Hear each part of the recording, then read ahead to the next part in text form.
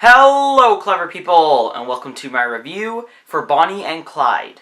So Bonnie and Clyde starts Warren Beatty and Faye Dunaway, you know, the now iconic people for mispronouncing La La Land at the Oscars. It was before then, it was about 50 years ago actually, it had just reached its 50th anniversary, and it follows the story of actual bank robbers who went by Bonnie and Clyde, and they went around and they robbed banks. And it's kind of muddled on exactly why they did it. It was just sort of fun, it's just sort of what they were supposed to do, it was kind of like a revenge thing. They sort of just wanted to be different, so they started robbing from banks, and this entire film just chronicles them going from bank to bank, robbing and pillaging, and then continuing on. And that's really all the movie is. This is a TCM, Turner Classic Movies film. A couple weeks ago they showed Fast Times at Ridgemont High, which I did miss, but I am getting back on track. I will be reviewing E.T., The Princess Bride, Casablanca, Guess Who's Coming to Dinner, and the rest of the TC films throughout the next couple of years. But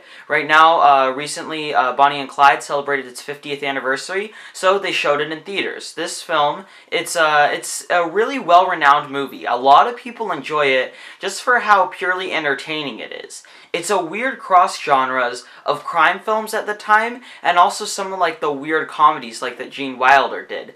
It has a very weird feel to it, sort of like a zany feel, yet at the same time it's a very like depressing bank robbing movie. And those two tones really interested me throughout. I think something that this film does great is that it just has a very unique feel to it.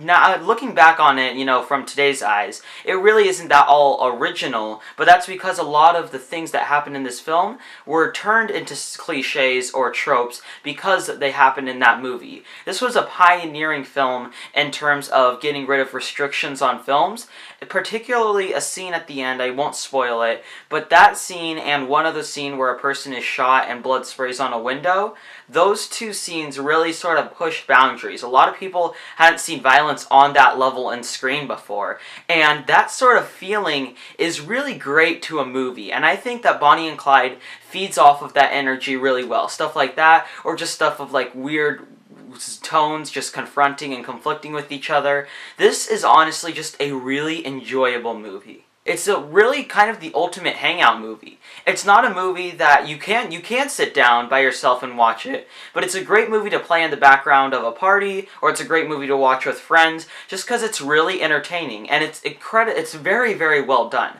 Warren Beatty and Faye Dunaway both are near perfectly casted for these roles. They both carry the charisma and the chemistry that they need to make these roles believable, and they also just have great line delivery, which isn't just them, it's also the fantastically written script and the incredible direction that they're given.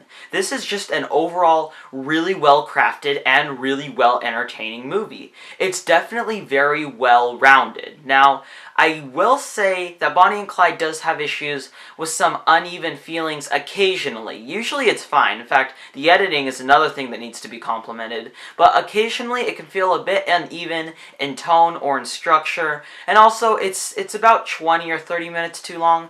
I think this movie is about 2 hours or somewhere around there. I think you easily could have made a 90-minute movie that would have been much stronger than this, but honestly, those two issues don't really matter all that much. If you're gonna see Bonnie and Clyde, watch it just to have a fun time. That's really all the movie is going for. It's not a deep movie, it's nothing existential, it's really just a fun movie of young people being young and going around and robbing banks and taking people with them, especially the Gene Wilder segment where they have him in the car. It's all just really entertaining, and looking back on it, when I came out of this movie, I had good feelings towards it, but they were almost lukewarm. I thought I had a lot of issues with the pace and a few other things, but looking back on it, it's just a fun movie, and it really, really works well for that. And for that, I will give Bonnie and Clyde a 7.5 out of 10.